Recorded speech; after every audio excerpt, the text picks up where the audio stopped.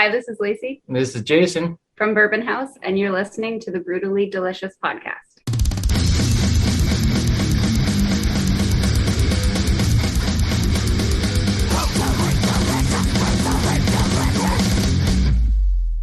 Well, thanks for joining us. I appreciate it. Yeah, thanks for having us. Where are you guys at? You guys are in the south somewhere, Wisconsin. right? Yeah. Oh, okay. Actually, west. I thought it was more south. Oh, I wish we were more south. It's cold here. Is it still pretty? It's starting to get really nice here in Virginia. What's that? It's starting to get really nice here in Virginia. Rena's in Finland. I think it's still 24 hours of blackness, right? Ooh. Yeah, well, it's getting lighter. Every day we get a tiny bit more sun, like 3 minutes worth of or something. Right. And gradually work it to midsummer when the sun doesn't go down at all. So exotic. Cool. Yes. Right now it's a fucking blizzard and I'm supposed to bolt to a show like in an hour and a half, and I'm more like, maybe just candles, a blanket, Netflix, beer. Yeah, that sounds great. But I put on this face, so I'm gonna go. So anyway, let's chat about Bourbon House. Yeah. So I hear you guys are. Well, let's start with for those not familiar with Bourbon House. Can you give us the official 2-sentence boardroom pitch? You go. My brain doesn't work. I guess we are a modern rock band that is inspired by 70s classic rock, such as Aerosmith, Led Zeppelin, Heart, etc. And we have a modern twist, I guess. I don't know. Yeah. Kind of, I guess the original concept was, what if Janis Joplin sang for Led Zeppelin? What would it kind of sound like? And so that's kind of what we shoot for, I guess. I can see that. I mean, it's definitely very bluesy and very soulful and very old school rock and rollish. So I mean, those bands that you mentioned, I can definitely see the influences from there. Yeah. Especially in songs like "I Got Trouble." I mean, that's a slow burner, I guess you'd consider it, but it's very, very bluesy and very emotional and very full of feeling and that sort of thing. Yeah, that's what we were going for. It's kind of funny that you said a slow burner because we have another song on our album. It's called Slow Burn. It's also really? Yeah, it's also a bluesy kind of westerny kind of song. You guys are currently getting ready to get out on the road, right? Yeah, we're leaving in a week now. What's it like to finally be able to even say that to anyone that you're finally out and ready to play? It's nice. It's nice. I hope I hope people are ready for it. I hope people are ready to really start embracing live music again and embracing being in crowds and stuff. It's always a gamble. I don't know. We'll see. We're looking forward to it though. Yeah, we don't really know what to expect because we did tour last year as well, but depending on where we were, a lot of places were still had a lot of restrictions, and a lot of the general public in some places didn't really want to go out yet. So I guess we'll see what it's like now. Yeah, it was last year was definitely even more of a gamble. When we did it, it was like things were just starting to reopen, and then obviously everything shut down again after that. So yeah, we'll see. We're looking forward to it. It's going to be fun no matter what. So what do you do like when only a handful of people shows up? Like, is that like a bummer for you guys, or just gonna rock the stage as hard as 4,000 people? Pretty much, yeah. We just put on the same show, because that handful of people matter. They came for the show, and they deserve the show. So. Hi there. I mean, okay. In the end, they paid their money, right? Absolutely, yeah. Do you find it difficult to perform like that without the exchange of, and to what Rena said, like without the exchange of the energy from 4,000 people as opposed to 12? I guess I wouldn't say I find it difficult. The only thing is obviously when you have the energy of more people, it's easier, but I wouldn't say it's difficult. Okay. Yeah, I know what you mean. I get it. I get it. So what's like your favorite part of touring? Is it just the playing or like hanging out and fart jokes in the bus or like fart joke? There's gotta be fart jokes or it's not a tour. Like, oh, for seriously. Sure. All the toilet humor. Yeah. What would you say? Just the change in routine, you know. It's easy to fall into a rut or a routine when you're not on the road, and it's, you know, you're doing your usual things, whether it's band practice and then there's recording and then there's a video and there's an interview, and it's just like this constant rotation of stuff. But when you're on the road, all of that disappears, and all that matters is getting to the next town, playing the show, and then packing up, going to the hotel, going to the next city, playing the show, you know. And it's just, there's a rut there too. I mean, that's a rut and it's a routine of its own, but it's a lot more fun of a rut. It's completely different from what you're used to. Yeah. And it's fun because you're always in another town. You wake up and you have to think about it for a while to remember which state you're in or what city you're in, you know. It's fun. That's awesome. You know, if as long as you don't hate traveling, yeah, it's all about rocking and traveling. So what's your normal routine if that's like a welcome break? And I love if you guys have cha-cha, there's low-key just shaking kiss behind Bruce. It's great day. I don't know, maybe he's humping Gene, who knows? Yeah. But anyway, he deserves it though. Yes. But, so what's your guys' like normal routine? I totally get like, you know, the exhilarance of touring and just, you know, the rut of it as well, but just like having that completely different like existence for a little bit.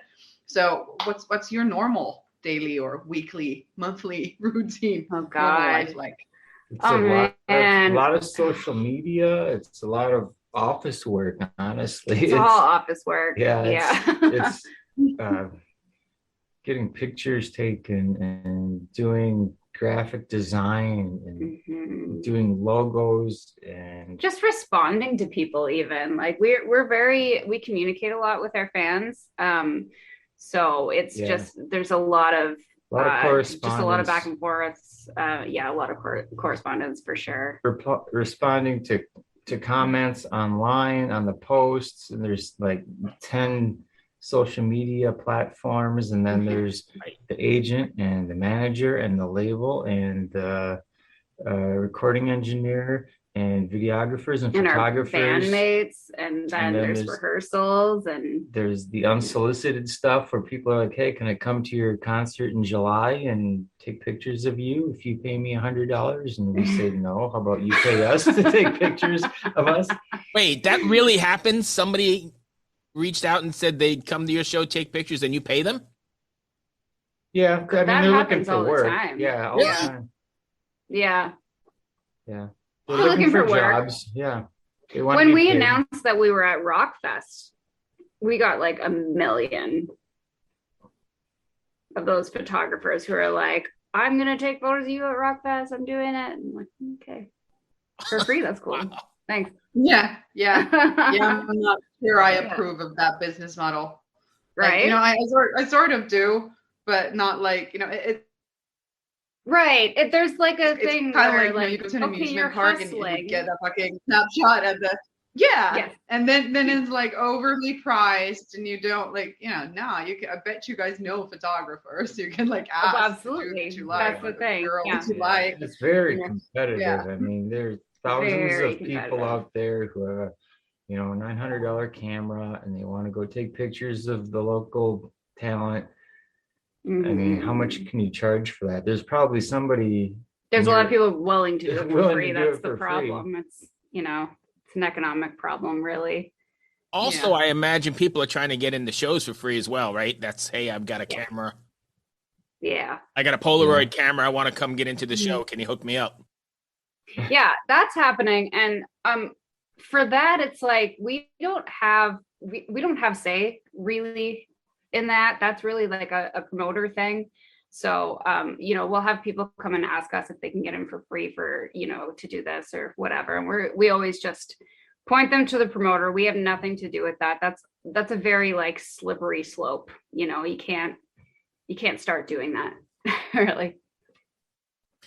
So when you guys are writing, are you writing with the live setting in mind, like how the song is going to come across live, or are you writing the song for the song's sake and then adapting it to the stage later on? I say for the song's sake. The second one. Yeah. I'm not really thinking about it live at all when I'm writing a song. I'm only thinking about writing the best song I can. Mm-hmm. And I'll figure out how it's going to sound live later on. Yeah, because we can always adapt it. We can change it to make it better live. If it's a song that's not so great live, you can always add something to it or just like make it a live version of that song. The song's the most important. Along those same lines, then, are you writing a song? Is there something you want your fans to take away from after listening to a Bourbon House record song or even seeing you live? They're like a takeaway? Yeah, I want them to feel, I guess, what we're intending for them to feel. That's kind of how we write songs. It's based on feel and vibe more than anything. So, I want them to feel that. I guess for live shows, I want them to have a good time, and I want to hopefully give a couple people goosebumps, Yeah. What kind of things would you say, Jason, that inspire you to write? Tell us about the last time you were like, holy shit, a song is hitting me because boom, this happened, or a song that we wrote. Yeah. Usually I'm inspired by something that I hear that I like, and it could be something that I've liked my whole life. It could be a song like "Oh Darling" by the Beatles. It's just a song that I've loved my whole life, and now that I'm in the business of writing songs, I think, well, maybe I should write a song like that, So I start working on it. And, I can usually aim towards a certain genre or a certain feel and kind of write my own version of that sort of song. So another example would be "Since I've Been Loving You" by Led Zeppelin. We've written a couple of songs that were inspired by that song. And they always, we let them go in their own direction and take on a life of their own. So, it's not really about copying a song or making it sound like that song. It's just sort of the inspiration that made us begin writing, and then it may go off in a totally different direction and sound nothing like the song that inspired it, which is okay too. If that happens, we usually use it again and try to write another song inspired by the same one. Yeah, that sounds cool. And that's that's different. Usually what it is.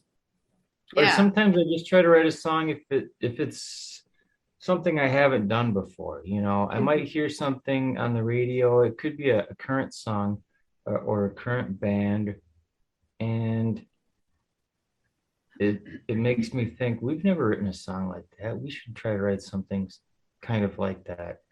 And like I said, it's not so much about copying another band or another song, because it always goes in its own direction anyway. It ends up sounding like us. We're never gonna be like, let's do a techno song or like something that's really far out or anything, but we like pushing never. Never say never. That's true. Our next album is all techno. I've thought about that, but is your writing more of a collaborative process, or is it more of you, Jason? It's very collaborative, I think. It's really me and Lacey, for the most part, putting down the first 90% of it before we take it to the band, because we just know that if you go into a band practice and say, hey, I have a riff, and that's all you have, not much is going to get done. That's very spinning tires. A big waste of time, So we try to have the song, 80 or 90% done before we even show it to anybody, and try to run through it with the full band. And then the band may have some input, or they may not. Maybe I end up writing the last 10 or 20% of the song right there at practice, which sometimes happens. I'll come up with that one riff that we needed. And other times it doesn't happen until we're in the studio recording the song. And then we come up with the bridge that we didn't have, or whatever it was. Gotcha. Rena, you got anything else? Stay safe on the road. Glad you're finally out there. And we'll talk soon. Yes, thank you. Thanks for having us. Nice to meet you. Be well, my friends. Good luck with the tour. Take care. Thank you. Bye. Hello out there. Yes, hello out there, everyone. I'm Hal Schwartz. And I'm Flynn McLean. Together we host None But the Brave, a podcast dedicated to the music and career of Bruce Springsteen. Bruce and E Street Band are on tour right now for the first time in 6 years, and we're taking a detailed look at what's happening on stage in our bi-weekly episodes. We've also been recently joined by some very exciting guests, including rock journalist Warren Zanes and Stephen Hayden, Backstreet's Magazine founder Charles Cross, and Barstool's Kirk Minahan. If you're a diehard Springsteen fan, this is the show for you. So please subscribe to None But the Brave on your favorite podcasting platform, and we hope to see you further on up the road. Thank you so much. We'll be seeing you.